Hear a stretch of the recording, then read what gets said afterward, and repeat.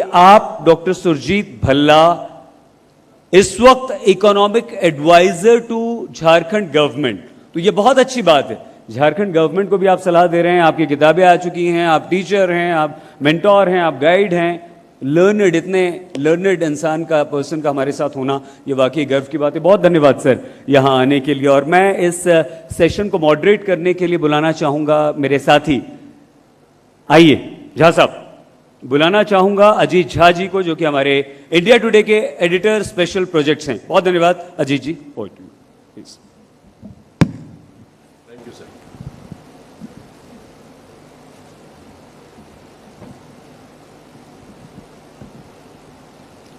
Distinguished guests, I must start with an apology.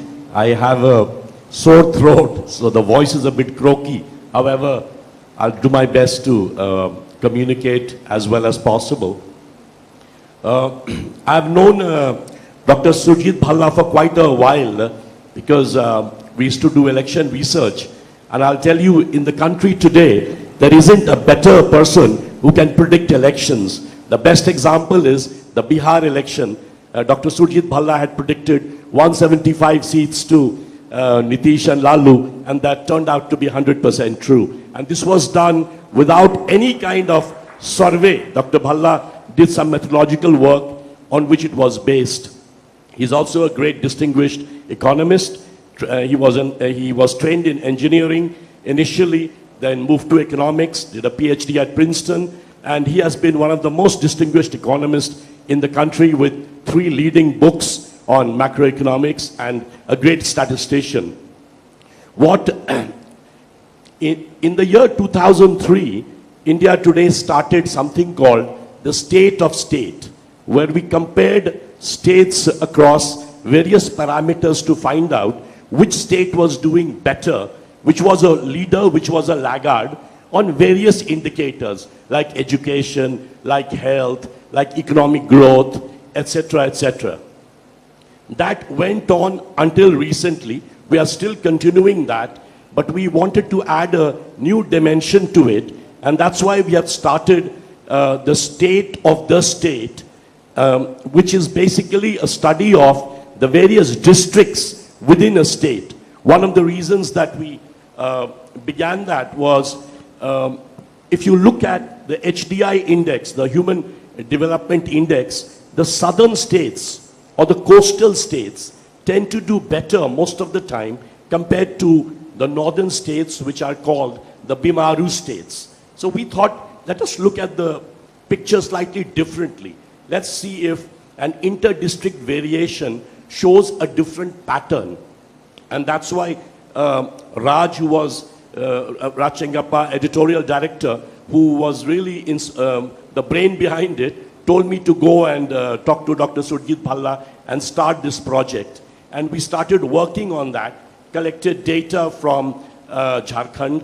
Sanjay Kumar ji is here, the principal secretary, Amit Khare, development commissioner. They helped us enormously with the data work and other kinds of help. And we collected a fair amount of data in this. Let me also point out why we chose Jharkhand. The main reason was that Jharkhand is a very interesting case. It's a paradoxical story. In 1907, Jharkhand's industrialization begins with the setting of Tata Steel Plant, a private steel plant for the first time in India. Bokaro, after that, a public sector steel plant begins here. Dhanbad, more than a century ago, coal mines, it became the coal hub of India. So Jharkhand is a state which was the leader in industrialization. But when we look at the rate of urbanization, we find that Jharkhand is much below the national average. So this is the paradox. Similarly, Jharkhand has about 40% mineral resources of the country. Very important minerals: iron ore, coal, bauxite, manganese, mica, even uranium. And yet we find that Jharkhand continues to stay, the large part of the population, very poor, very sort of down in terms of relative comparison between states in terms of HDI index. So we thought, let's start with this puzzle, why this is happening. And that is why we decided to do inter-district comparisons. A state where 4 or 5 districts are leading districts. Like for example, East Singhbhum, which has Jamshedpur, Dhanbad, which is very developed as we pointed out, Ranchi, which is supposed to be a semi-hill station. Then you have Hazaribagh, also rather urbanized. If you take up places like Devghar, which is a great center for religious tourism. So, but then there are other districts which are really languishing behind. So therefore we started this project. And I'll give over to Dr. Surjit Bhalla, because he's the one who crunched the numbers, analyzed the figures, ran a lot of regression charts to find out which of these indicators relate to each other, what is influencing what, and the big picture. So thank you very much, and Dr. Surjit Bhalla. Sir. Yeah. Thank you very much, Ajit. You know, the study has been a real challenge to do a district-wide analysis. As Ajit pointed out, India today has been a pioneer in the state-to-state study, which is comparison of states across each other. This is the first study that I know of, and there's good reason it's the first study, because to assemble data on a district level is not very easy.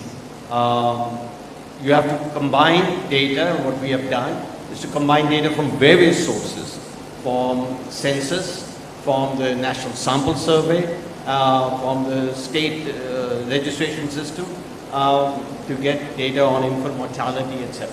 So what we have done is assemble the data on a district level for each of the districts in Jharkhand, and then to try and compare as to how well they have done with respect to each other. Before I go into that, and perhaps in the evening we'll do that, or maybe in the questions later, I just want to highlight some of the big conclusions about the state itself before we proceed to analyzing them at the district level. And some of the, at least for me, the big finding here was that in 2014-15, the Jharkhand looks very much like an average Indian state. What do I mean by an average Indian state? I mean that the shares of agriculture, of manufacturing and services are now comparable to what is the average on an all India basis. So this is the first, if you will, finding. Mining, of course, is 10%, 10 or 12 percentage points of GDP, much higher than the average on an all India basis. But if you now look at manufacturing and industry, which was something more than 50% in 2004-05, is now down to about 32%, which is the all India average. So that's the first, if you will, striking statistic about Jharkhand. In terms of rates of growth, Jharkhand as a whole has, if you will, average about the same as the all India, somewhat slightly below in some years. It depends obviously as to what time period we take. We have taken starting from the 99-2000, and the reason 99-2000, we know Jharkhand was formed in November 2000, is because that's when the NSS data is available on an all India basis, so we can look at the districts that formed and the state that was Jharkhand in that data, and then you compare. So if you use different time periods, that is 2004-05 to now versus 2000 to 2011, which is the basic time period for a study, you get somewhat different rates, but broadly, Jharkhand's rate of growth is average to that, is or equal to the same as that of all India. And as I mentioned, the sectoral composition is the one that shows the biggest change. Can I just ask a question? The point that you make that Jharkhand looks like any other average state is actually a negative story, because that is based on the fact that Jharkhand has declined in terms of manufacturing and mining, right? Well, I wouldn't call it negative, but yes, it's absolutely the case that manufacturing has declined and services has gone up, if you will, correspondingly. So that's the big shift that has happened in terms of manufacturing and services. And you know, this brings up quite an important question for the future. And that is that, you know, Jharkhand is the reason is always thought of as, and was, a major manufacturing state is because a lot of the raw materials are here. You know, now looking forward with globalization and the increased worry about climate change, we don't know what additional contribution or larger contribution that the minerals can make. This is something that we'll have to see and observe, but at the same time, it is encouraging that the slack, if you will, that may come about is coming about or is being taken up by services. I think, you know, this is a debate, ongoing debate in India all the time about the role of services and the role of manufacturing.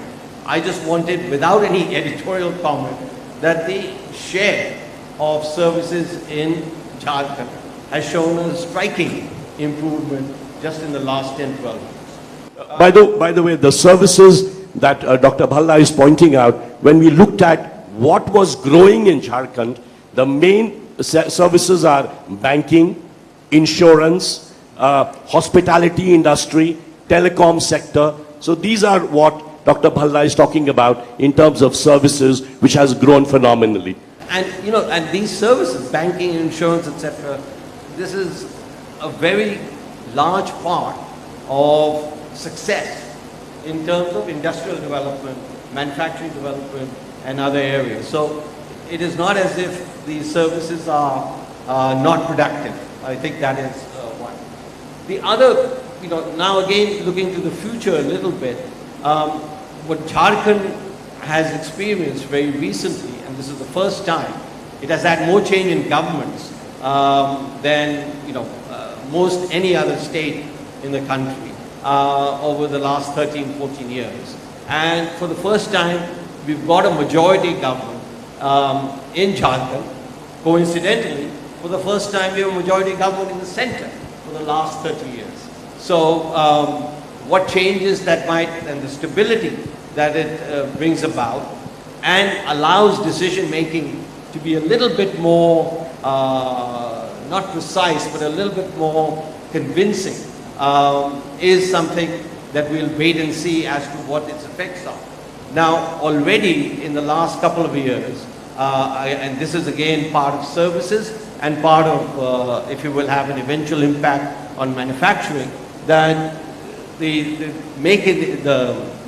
ease of doing business in Jharkhand has shown a considerable improvement over the last 2 years.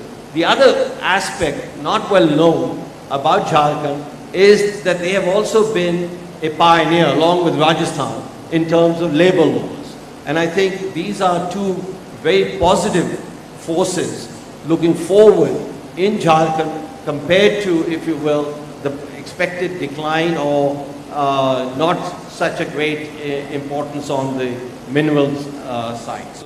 So one question on the issue of political stability. It is true that compared to the three states, Chhattisgarh, Jharkhand and Uttarakhand, which were formed in the year 2000, it is true that Chhattisgarh has had only 2 chief ministers, whereas Jharkhand has had about 7. But it's also true that Uttarakhand also had several ministries, almost half a dozen. So, but despite that, Uttarakhand has done very well. So although political stability is a strong precondition, but it doesn't look that just regime change should push a state backwards. Yeah.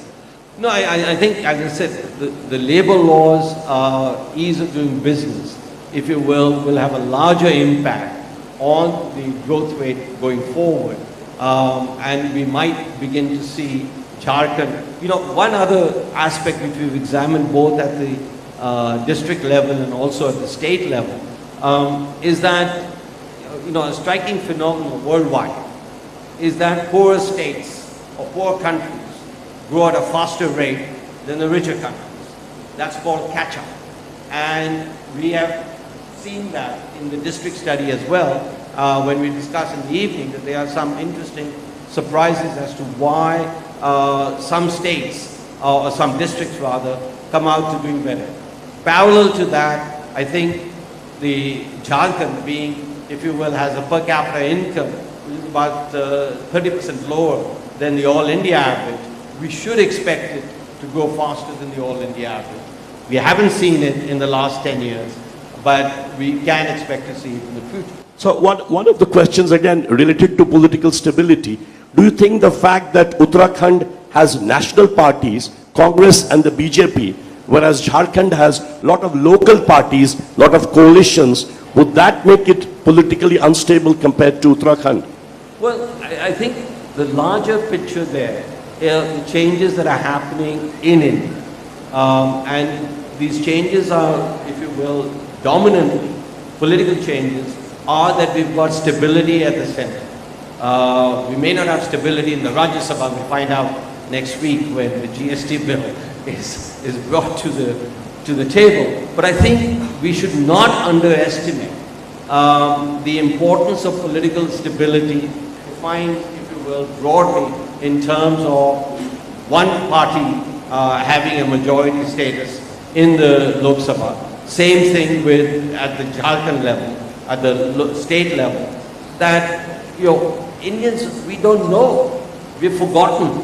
And actually, when we had one party rule, that is one party having a majority, India was in the, you know, so-called Hindu rate of growth phase, or I call it the socialist phase, which is 1950 and 1990. And so political stability, if you will, was, if you will, subsumed under the economic package that was delivered to us for 40 years. So since then, we've had coalition governments at the center, except since 2014. And we don't think that political stability has any role to play, because all the identifications, we've had good growth since 1990, and that has been, if you will, the political instability. And we've had good reforms with political instability. Just think about, so we haven't, in our mental mind, we don't know that political stability can actually produce quite a positive result. Again, I leave it open, but if you just look at, again, to get to the national level, you know, it is striking, whether it is because of political stability or other things, I think it's a combination of various items, that the Indian growth rate over the last 2 years has been one of the best we've had when you think about both growth and inflation. Inflation has really been brought down, growth is really up, and if you now take forecasting for this year, that is 2016-17, that weather, and we just heard the agriculture minister talk about, if you will, what's happened to agriculture in the last 2 years. You know, unfortunately, the last 2 years in India were 2 successive drought years. And, you know, this is only the 5th time since 1871 when India has experienced 2 successive drought years. And, you know, obviously the agriculture growth was low. There were farmer suicides, the rest of the problems. Agriculture grew at something like 0%. What you're likely to see in this year, with rainfall now almost not half, but a third of the season is over. It looks very, very positive. And I think, you know, next year when you come and speak, there will be, if you will, a much better agricultural climate in the back. And then, which I want to come back to the earlier point, that the 3 years growth rate in India, if next year, this fiscal year, we grow at something above 8%, will be the 3 best years in Indian history, where I combine both inflation as well as growth. And in terms of growth, it won't be that much different than the 3 best years in the boom period from 2004 onwards. So I'm not attributing this to political, I just mentioned the fact that we had droughts for 2 years affected the growth rate a lot more than political stability. But political stability might come to the fore once things get back to normal, which is likely to happen. So shifting the debate back to Jharkhand, what was the philosophy behind the inter-district comparisons and what was the method? Yeah. Now, you know, the philosophy behind the inter-district comparisons is how do you compare apples and oranges? There's human development, there's health development, there's per capita income growth, and if you will, infrastructure development. Now, infrastructure development is directly related to income, but the other two is not thought of as being directly contributing to growth. I think one of the success stories of the catch-up and one of the philosophy was that we want to combine all these three factors, which are really incomparable in a sense. GDP is measured in incomes, education is measured in terms of years of education or literacy, health is measured in terms of infant mortality rates, as well as other indicators. So how do you compare such very widely different, if you will, indices? But the fact is, or the importance is, you have to compare in order to get an aggregate picture of the state. So the goal was, can we combine all these disparate indicators, but very important aspects about development into one index, and therefore decide as to how well has Jharkhand done as a whole, and obviously which district has done better. So the goal was to look at disparate indicators, combine them into one index. At the same time, and this is something that is not emphasized enough in the literature on development, it's beginning to, is that we might find one district or one state as the richest state in the country or as the richest district in Jharkhand. But equally important, if not more important, is what is happening to change. So it doesn't really tell me that much about development to say that East Singhbhum is a rich district. It was a rich district 50 years ago. But it is important, so we felt that it was important to identify both which are districts which are rich, but districts which have potential and revealing that potential to larger growth. So that was to combine both of these into an assessment, both level and change. So basically, conventional economics suggests that the larger the scale of urbanization, the larger the scale of development. What we did in the inter-district study kind of refutes conventional economics. Is that correct? That is, well, because we're looking at change and you know, education, if you will, what we find is that, and which is again well known, or at least in some circles is well known, that social development, education and health and infrastructure are the largest attributes of success, economic success. So we may be reiterating the obvious, but it's very nice to find out that the obvious, or what we think is the obvious, parameters, determinants of growth actually do turn out to be the most important determinants of growth. Another part of our study that we looked at, we also looked at crime and found out that, if you will, the education of the state or the change in education of the state has a large bearing on the change in crime in the state. So therefore, human capital development, if you will, and health are the two biggest policy levers that a state can use, that Jharkhand can use in order to improve. And it is very encouraging to see that there has been, they've got a long distance to go, but not that long actually, but there is improvement. And within education, what we also looked at in detail, and one of the measures of our education was looking at female education, and in particular the ratio of female education to male education. So normally when people study education, they look at literacy. Yeah. We decided not to look at literacy, yeah, but numbers of years of schooling. Yeah. Why was that, if you can explain to the audience? Yeah, and you know, let me first start off with not a confession, but with a statement that, and I hope I'm not offending some of the economists, but this is, you know, if you have two economists together, you'll have three debates. So let me start that off. That the use of literacy is absolutely useless. Let me just emphasize. Why? Because my grandmother is in the literacy state. Okay? So, you know, literacy is the percent of people who are literate in the population. And that has a huge inheritance value. It tells you nothing, practically nothing. And actually, whatever it tells you is very misleading as to what is the change that is happening. So what we looked at is the years of education in the state, average years of education of men, of women, and in the aggregate. This is average years of schooling that is completed by the residents of the state, by the residents of the country. These data are available only from the National Sample Survey, and so we combine the data in the National Sample Survey at a district level as well as at a state level to arrive at this index.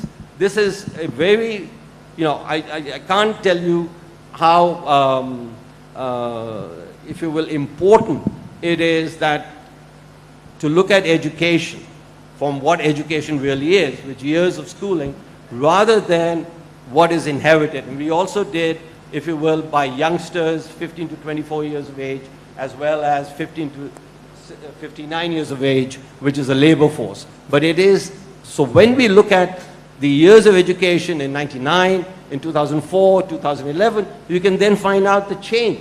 How much has the state and the district accomplished in those years? So if you could tell the audience now, what were the main conclusions of the study, let's say on the issue of education, on the issue of crime, and the issue of health?